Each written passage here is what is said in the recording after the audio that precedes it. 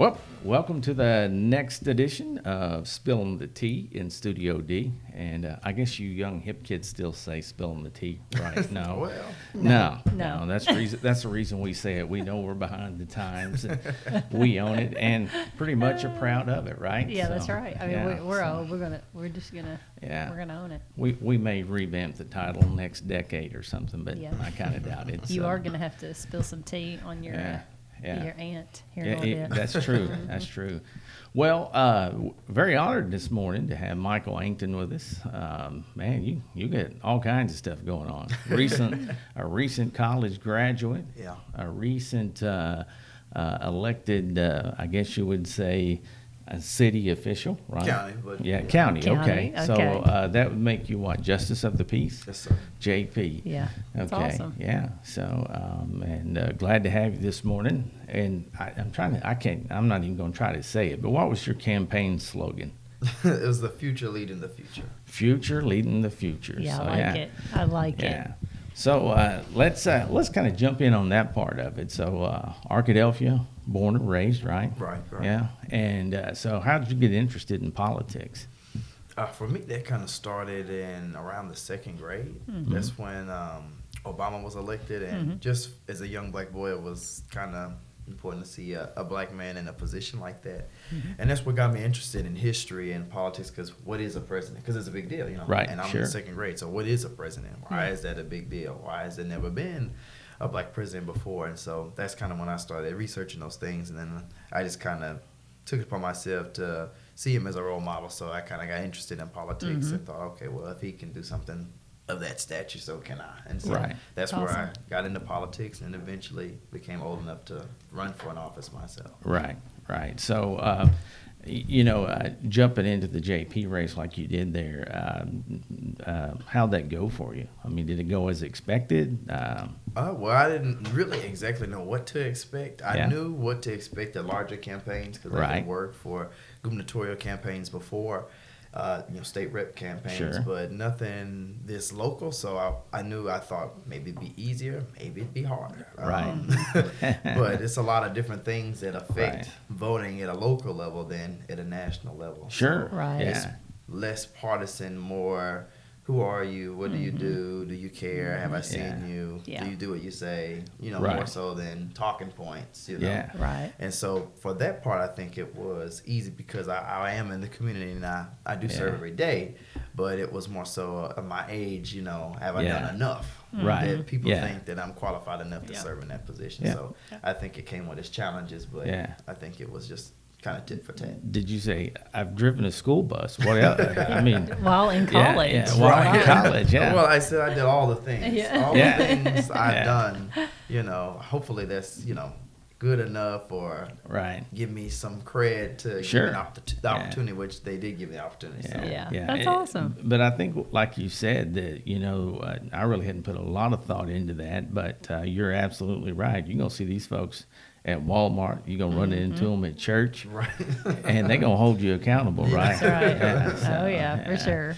So I guess campaign-wise, how long was the campaign, roughly? For me, it was about almost a year on the dot. Mhm. I announced in October at a dinner in front of about 400 or so people. Wow. I announced then, and then election day was November 8th. So Mhm. from that day all the way into November, I had about Right. a year of campaigning. Yeah. I didn't really campaign too much until the next year. So around Right. January, February is when I kind of hit campaigning hard. Right. And then just kind of was consistent all the way to Yeah. election day.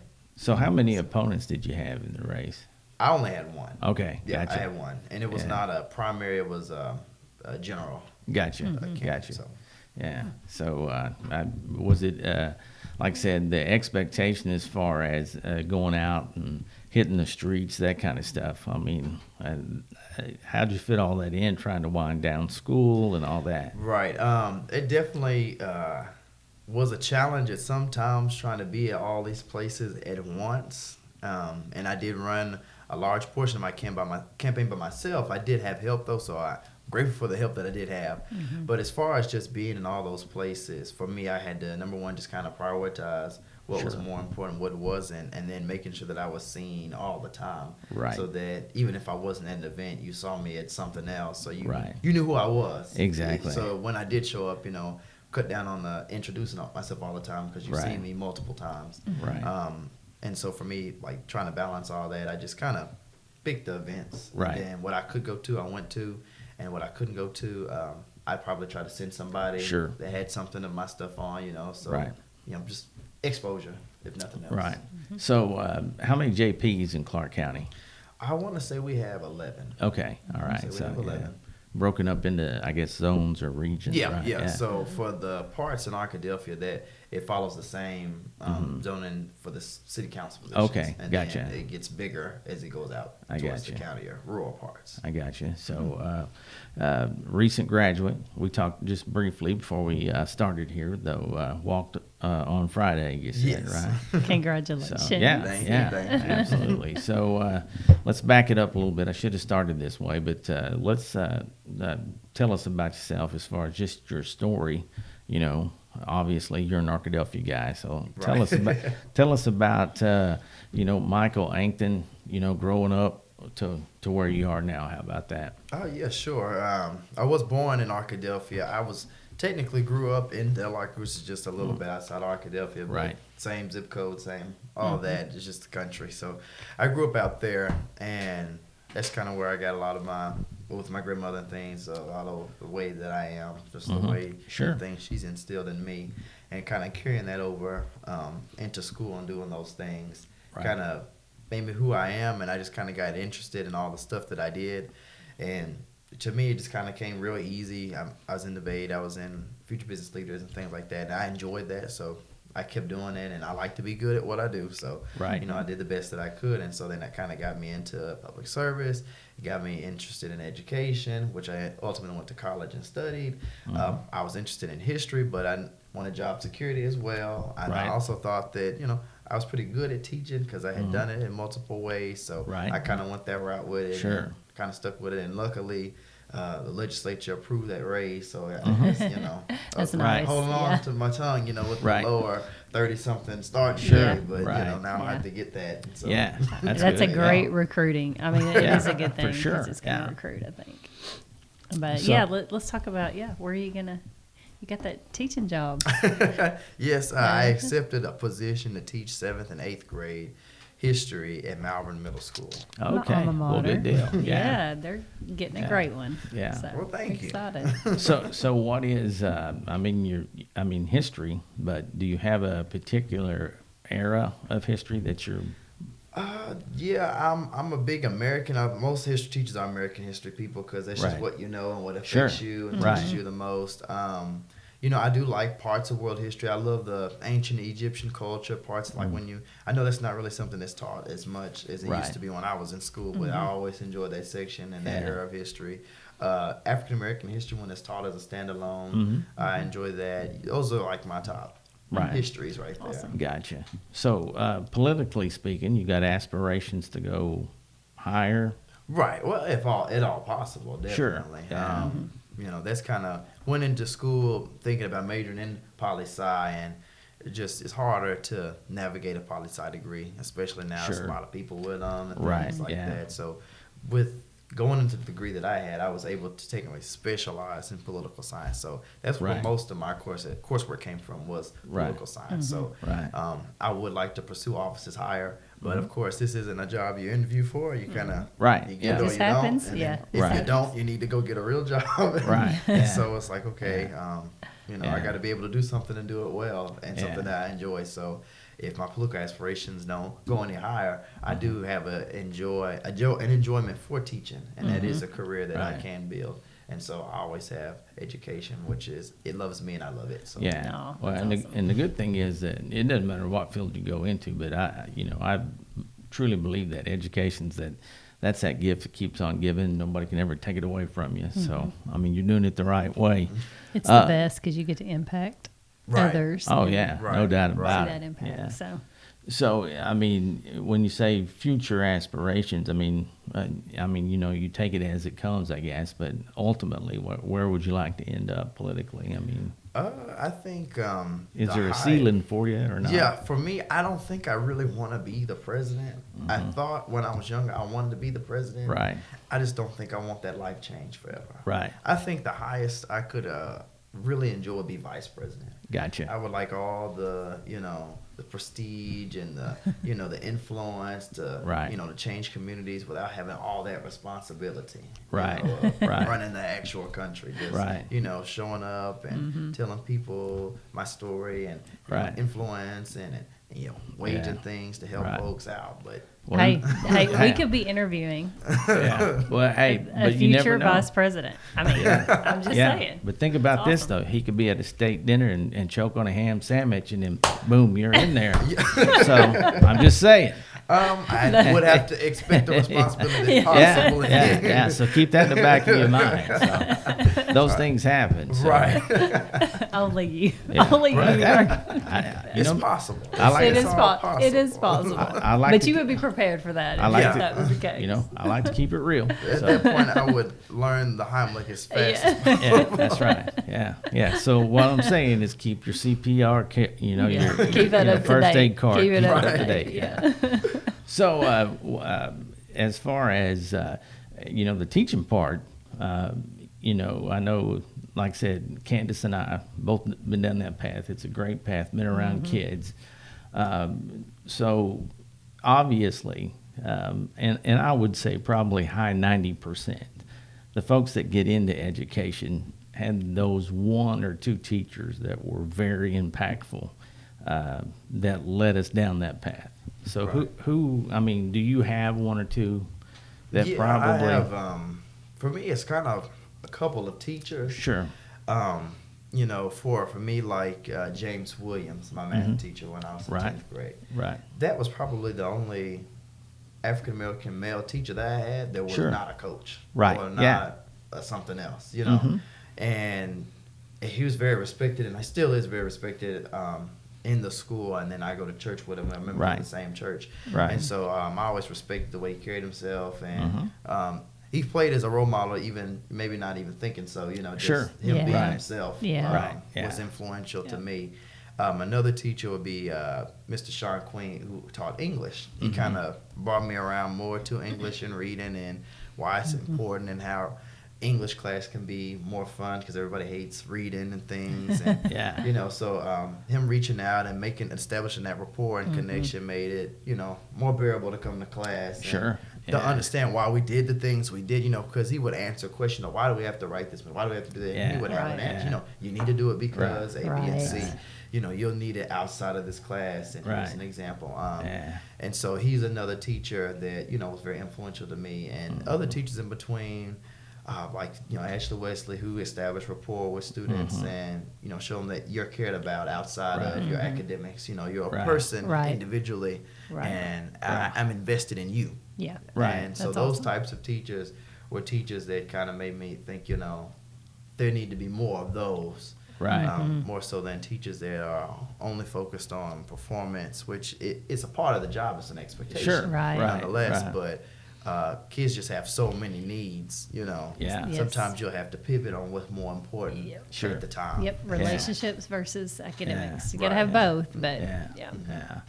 Well, you're absolutely right, but it's always been great, because it's career too for me. I was in radio, television before this, but the best part is just how God sets that up. Kind of like what you're saying. I mean, with those men in your life and with English, just think about all that you garnered out of that. I mean, the reading, the writing, and how that's, even led you down that political path, because that's huge, being able to get in front of folks, being able to, to be literate, being able to, be quick on your feet, speaking, writing, those kinds of things. Right. So, and the very fact that, like you're saying, that you love history, all that stuff, and as you go down this journey we call life, all that stuff will be right there and getting to impact those kids. I think it's an incredible, just an incredible opportunity for you.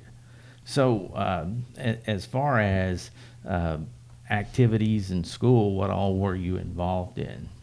The better question is probably what I wasn't in. I was involved in quite a few things.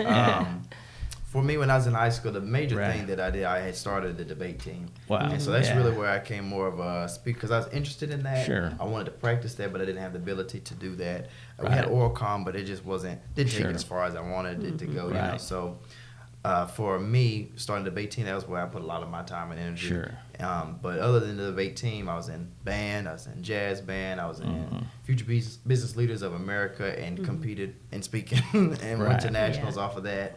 I played tennis for 2 years. I'm trying to think what else I did. Oh, gosh. I was in DECA. I was in, all the things. That's for high school. That's mostly what I did when I is in college. I got into Black Student Association, Student Government Association, which I was in student government in high school. I was class president actually for high school, and I was in the Black History Committee in high school too. So I took those things and came to college, did a lot of those similar things. I was in Educator Rising, some honor societies and things that I participated in, and then just my fraternity is where I put most of my time in, especially this past year. Being a brother of Alpha Phi Alpha Fraternity Incorporated, just a lot of service, so kind of just put that in there, and that's most of what I've done. Involvement for both of those. What instrument do you play? I played the trombone. Oh, okay. I played the trombone from 6th grade till 12th grade, and I didn't go any further. So how'd you land on the trombone? I did not want to play the trombone. When I was in 6th grade, you had to come in and play all the instruments, and then the directors would be like, "You're better at this one, or you're better at that one." And I wanted to play the trumpet. Right. And I was told I wasn't good enough, for the trumpet. So trombone was more my suit. So what? I'm surprised you didn't debate it and try. Well, I tried to, but they just were like, you could play trumpet, but they're like, we just don't think you'd be good at it. And do you want to be good at your instrument or just okay? And I was like, and then you're like, okay, they win. There's something about the trumpet, though. I mean, everybody kind of gravitates early on.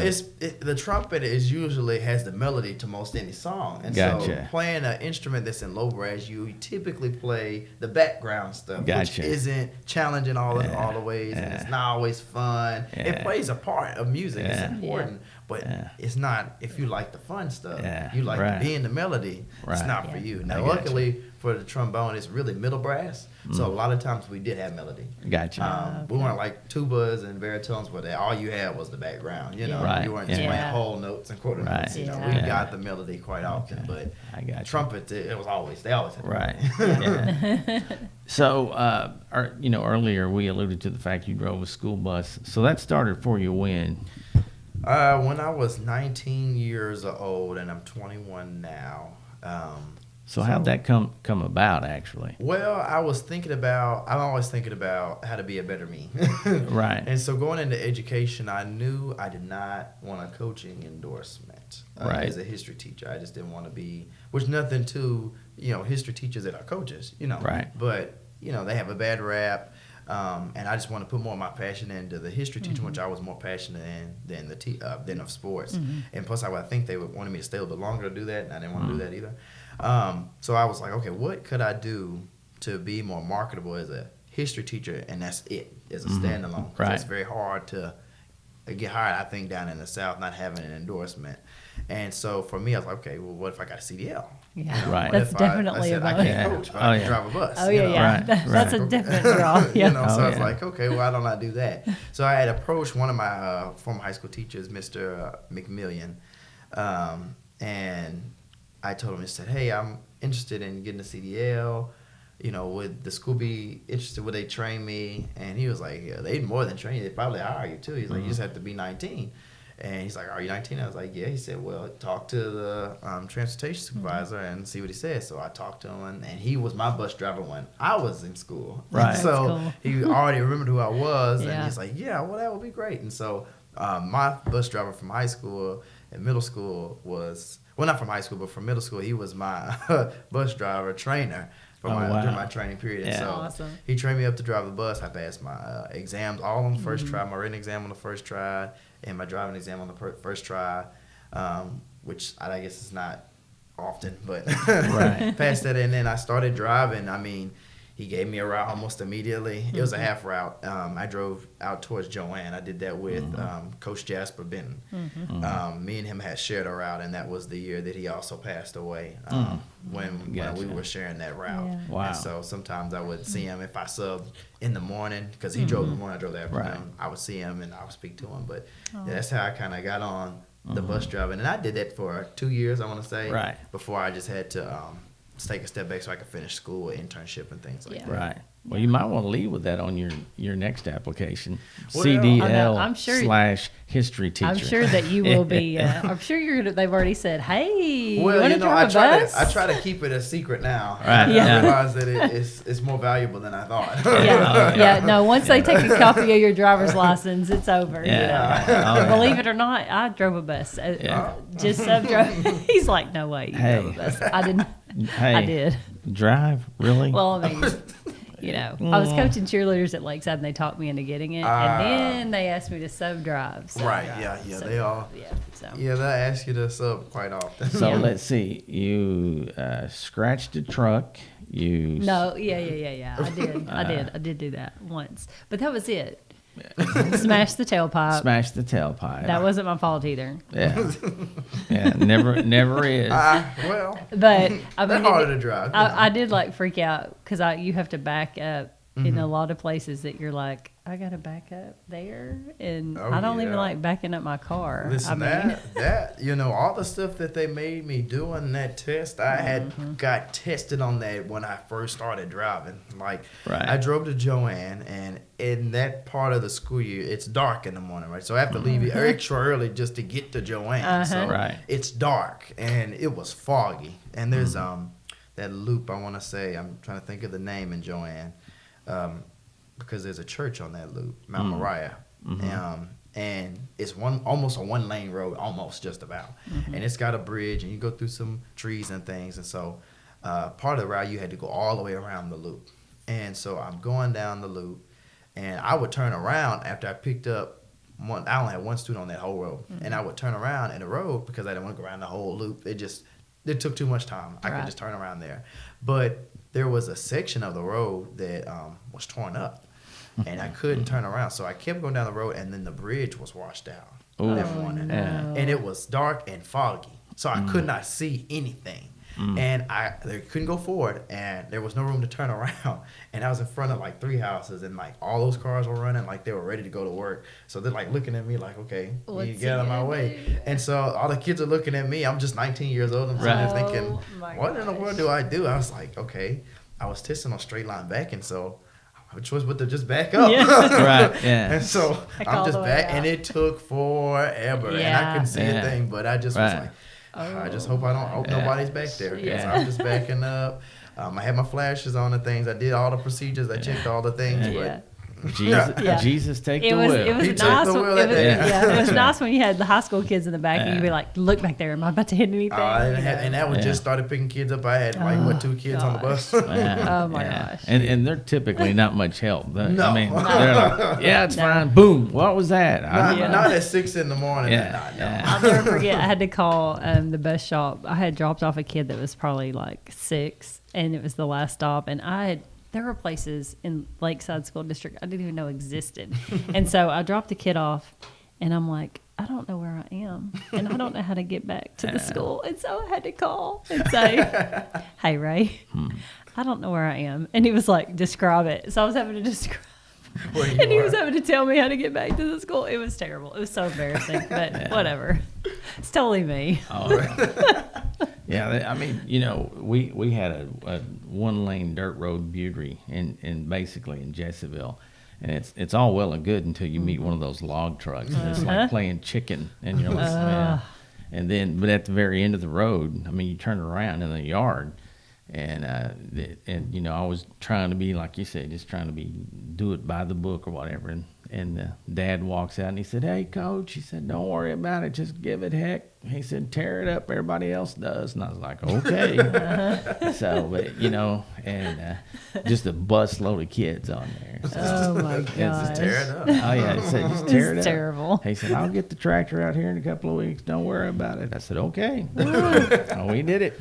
Ugh. So yeah, Good times. Oh Good yeah, times yeah, driving the good bus. times. Yeah. Right. Yeah. So, but yeah. I think that's where I got the best classroom management. Oh yeah. Oh yeah, no doubt. No yeah, doubt. if you can handle that, I'm just saying. Yeah, no It was doubt. very, very, very difficult. Yeah, Yeah. we had the pleasure. Honestly, it was a pleasure going down to Marble Lane a couple weeks ago, and we had discussions on the way down. You know, we had the Department of Ed ask us to go down co-ops and take a week.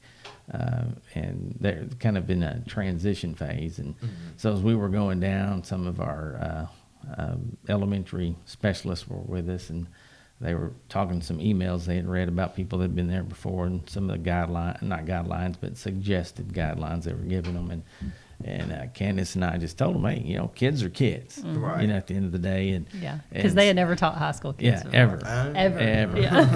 and so, because there was this one group, I guess, that every group had encountered, that even the principals were like, "Well, don't worry about it. We'll come by. We'll help you." But at the end of the day, we debriefed every day. But I mean, that was what we kept telling them: kids are kids. Kids are kids. You're going to encounter some things you probably haven't, just due to the environment. And at the end of the day, the principal walked in and said, "Look, we didn't even have to come in today. Who was teaching? You guys were great." Yeah. And they said, "Well, we talked about it. Kids are kids, but we're elementary, and noise doesn't bother us. Right. And we know, being elementary, you've got to engage them the minute you walk in the door." And they said, "We're here to tell you that, that hasn't happened with all the groups that have been in here." Yeah. And so it was. We had the best time. It was. But the first day I was like, I think I might have lost my touch just because Yeah. you're not used to that 7-period grind. We didn't have a prep till the end of the day, and Yeah. I had not been in that routine. Yeah. And but by day 2, Yeah. Tori and I were like, we got this. Yeah. We had our plan down, and Yeah, but anyway. it was. Honestly, we did enjoy it. It was awesome just to get back in and get around Yeah, kids. And it was and awesome. It was a great reminder, even for us, to remember we do Yeah. what we do and why we do it. Yeah. So, but yeah, you're gonna love teaching. It's Oh yeah, awesome. yeah. So with that being said, we've got, education's kind of in a weird spot right now. I mean, we've as far as recruiting good kids or good young people, I should say, into the profession, what would you tell them as far as why? Number one, why you should pursue a degree in education. And maybe we'll just start, like you said, why is it important to you, and why do you think it's important for young folks to get in to carry this great profession on? Right. Well, teachers are always going to be needed. I mean, Right. no matter where the society goes, AI can run everything except a school. Right. That's right. You need Yeah. somebody that knows what they're talking about. They can address emotional and social skills of students, and that's something that can never be taken by a robot or Right. a Right. computer. So it's job security nonetheless, but also it takes a certain type of person to do it or do it well. So I know a lot of people think teaching is easier, and I think now they're starting to realize it's not as easy as it might seem. It's more than just getting up and giving a presentation and Right. sitting back down. You got to address a lot of different things, a lot of different responsibilities. Right. But for young people, I would say kind of be that teacher that you needed. Think Yep. about what you were lacking when you were in school. Right. That's And right. that's all the more Yeah. reason to get into school and That's be right. what you didn't have, Yep. Right. so that other people can reach their full potential as well. So Yeah. That's for awesome. younger people that are even just considering education in the slightest, or maybe not at all, just kind of think about, well, what did I miss in Right. school, and would I be able to provide that to other kids? And Yeah. if so, maybe I should consider education because Right. I care enough. Yeah, Right. that's a great way of Yeah, putting it. that's really good. Yeah, because I mean, we even encountered it. There was a handful of those kids there that said, "We're glad you're here because I've been missing X, Y, or Z." But you're absolutely right. I think that's something that we miss the boat on sometimes. And I'm not gonna lie, it's a tough profession at times, but it doesn't matter what you're doing. It can be at times. But to stand in that gap and say, "Hey, I'm here for you," but to take it to that next level and say, "Hey, this is not what I mean. I didn't get this, and this is going to be my point of emphasis." I think that's an incredible way of looking at it. And I will say this: we've shot ourselves in the foot, for a while, just to say, a kid comes and says, "Think I want to be a teacher." "Oh, you don't want to do that," Right. and that's even parents as educators have told their own kids that. And when I get the chance, I kind of scold them a little bit and say, "Well, no, we need great young people, coming up behind us to carry the torch." Right. Because if it's innate in them, we need to nurture that and tell them, "Hey, yeah, that's something." That's And I think the biggest turnoff, other than what you just said, because that's definitely, somebody don't be a teacher. I heard that Right. just coming into education. I mean, I didn't stop, but I Right. heard that many a times. You don't want to be a teacher. But I think the other thing is just classroom management. I think a lot of people are afraid of classroom management, and Right. why there's such an influx, I think, on elementary students or the K to 4 era is because I think that classroom management is a little more simple, or you have more control over the younger students than you do 6 to 12, Right. which I interned in the high school, and I've observed in the middle school, and I coached middle school debate for 3 years, and so I know the differences in the classroom management. I definitely Right. have less problems, with classrooms with 5th grade and under. Right. And I think I do all right pretty much with the 6 to 8 as well. But high school was a challenge for me. And I think part of it is I am younger and I look around that age as well. Right. But just even seeing other teachers struggle Right. with classroom management, even teachers that have been teaching for years, coming Right. into these student demographics of Right. post-COVID 2 years. The textbooks of classroom management just hadn't caught up to that. No, man. No. You got student apathy and increase of like vaping in schools and Right. not caring about being Yes. rolled up, and Yeah. I feel like a lack of parental support. Yeah. I think that's what's deterring. I've seen a lot of good people that consider education just say, "No, I don't want to deal with parents Yeah. and the students." Well, and to me, the part there is, and even in that short week that we were there, I would say, 100% you're right. But the other part of that is being the one thing that I think that continues, would be this: you got to be fair, you got to be firm, and you got to be consistent. Right. And for us walking in behind different groups, there was no consistency. Right. And so some of the things that we were dealing with, even in that short week we're there, we were consistent about it. And they tried us. They're kids. They're going to push Right. the limit. But, at the end of the week, I had the opportunity to tell some of them, "Hey, the reason we did what we did is because we care about you. If we didn't care about you, we'd let you keep on doing what you're doing and run wild and those kinds of things."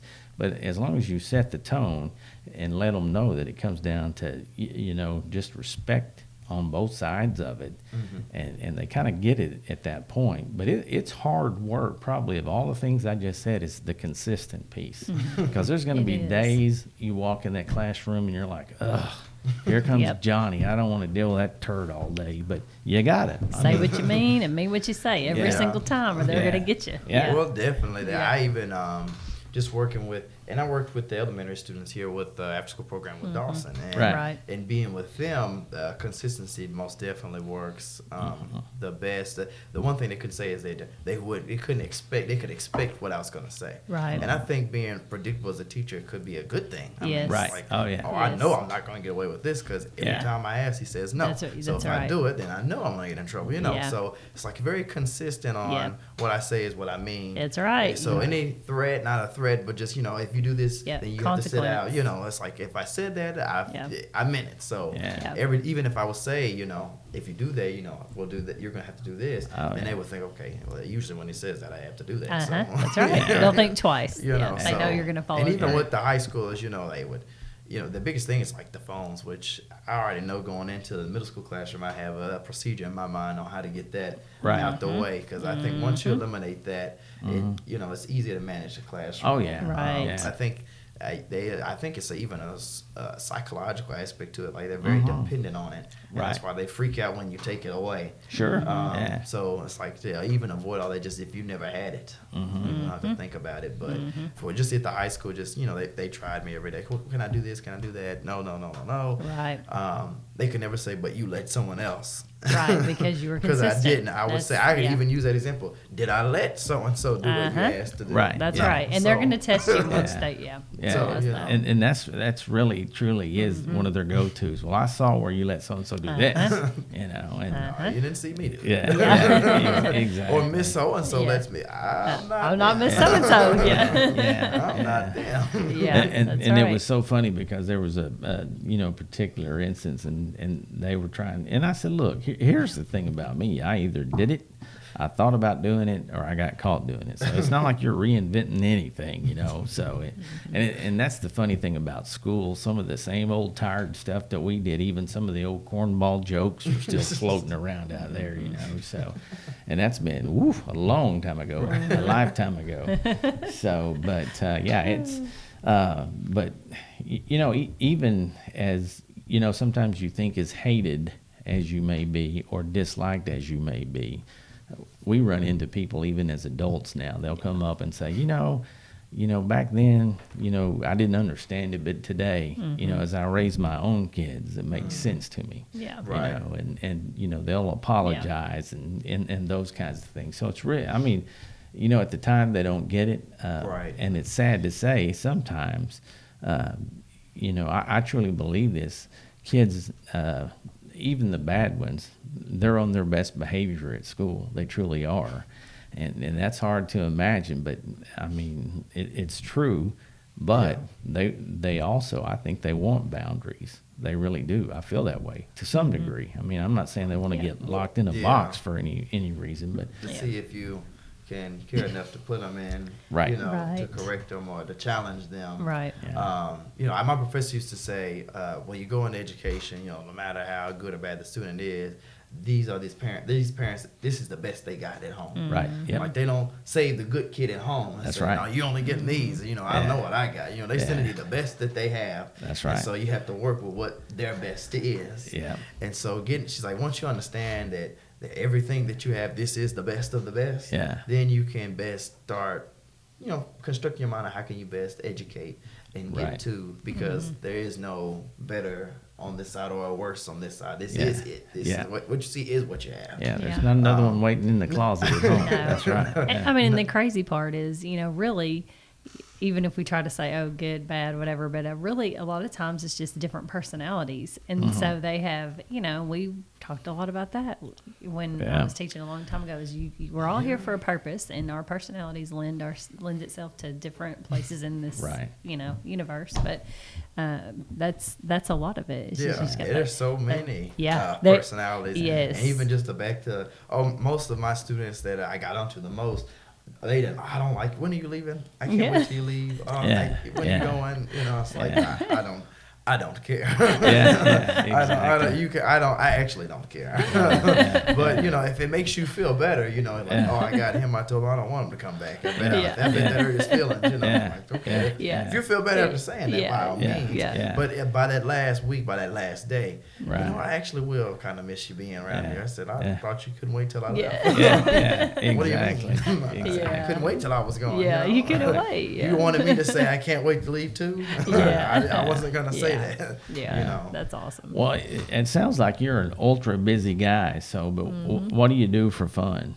For fun, I'm very friend oriented. I like to be around people. I'm an introvert and an extrovert, and it's real Gotcha. funny how that works. Right. So, Yeah. like going to work teaching these kids. When I get home, I'm going to want to be alone for a little while. Right. But after Yeah. a few hours, then I'm like, okay, I need to be around somebody. Yeah, I'm kind of like that. I'm kind of like that. It's like, but it's very, cause it's very, I Yeah. want to be around people, Yeah. or I do want to be around people. Yeah. It's not a very in-betweenish thing Sure. for me. Yeah. And so I just kind of, when I do get in those modes, I just contact my friends. Are usually always available, so Right, go out, hang out with them. It didn't really even matter what we do half the time. Yeah, Right. just go do Yeah. something. But to say just go do something. Yeah. And just, I enjoy the conversations. I get my mind out for the day, whether it was good or bad. You know, kind of.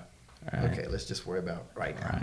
Right. So, we ask folks this a lot. So, playlist, if we hopped in your car and we went around the block a couple of times, what would we hear in your ride? What?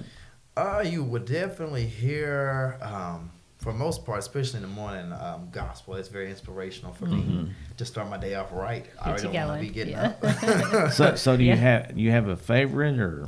I'm very oriented with when it comes to choir or individual artists. You have Yolanda Adams, Tamala Mann, Kirk Franklin, Right. Pastor Mike Adams. You have all these people. I listen to some of those, and then you have after I get out of the gospel, before I get out for work. Yeah. I'm like, okay, I need to release. Right. Gotta get my mind right on the way to I work. listen to my top charts, Yeah. whatever is Yeah. up there, Right. And the Yeah. one thing is I don't really have a certain taste all the time. Sometimes I just want to hear something that's upbeat and just interesting. Sure. Yeah. Right. So I could go to Yeah. the Apple radio, or Yeah. I could go Right. to Yep. whatever they have, and it's going to be something. Just I let it all heard play. that. Right. You Yeah. know. That's cool. That's kind of how I am. I'm all over the place. But you Yeah. said choir. Is Kanye's Sunday morning thing, has he still got that choir together or not? I don't know. He's not been in the best of places. Well, that's what I himself, was so, thinking because, yeah. I'm not sure. It was a big thing when it was a thing. Yeah. So I don't know if they still. And they were really good, I thought. Oh, yeah, they were good, most But- definitely. But Yeah. but But you know, he starts a lot of projects. That, He does. You know, like Yeah. with the school and things. Yeah. You know, like, Yeah.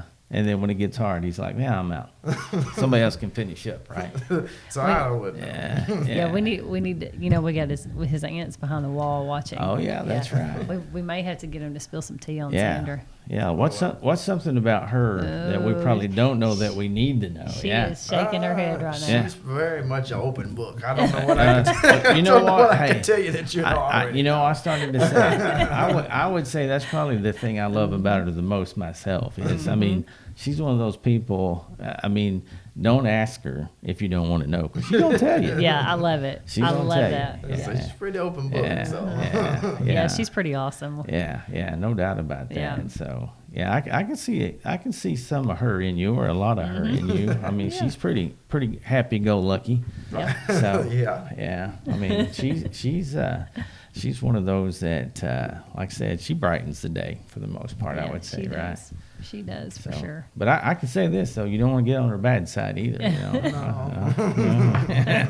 He's laughing probably from Yeah. experience. Yeah. Yeah.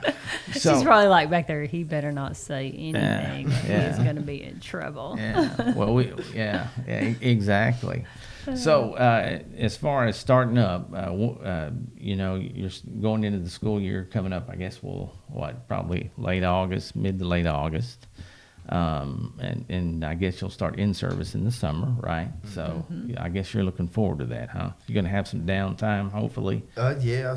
I don't plan on doing too much. I do start grad school. Oh, wow. So Okay. I have some, class here and there Yeah. to kind Yeah. of just keep me going in between, making Yeah. some progress towards that next Yeah. degree. Yeah, But that's awesome. You're gonna get it You'll in be busy. admin or what? yeah, it's educational leadership. Yeah. I just Right. see myself being an educational leader. Sure. Right. Yeah. And eventually in administration. Yeah. Oh, yeah. Higher education administration. Right. Yeah. Yeah. So Good. Well, I'm going. 100%. That's the best way to do it, because once I went back and started on my education, somebody gave me that piece of advice. They said, "Don't stop," and kind of like Michael Jackson, "Don't stop till you get enough." And because there was a time I thought, man, I'm schooled out. They're like, Right. "No, do not stop until if you have aspirations to become a principal, you need to keep rolling." So I did that, and then I ran into a friend of mine and said, "If you ever think you're going to be a superintendent," I said, "Nah, I don't really think I am." And they're like, "You probably will want to someday."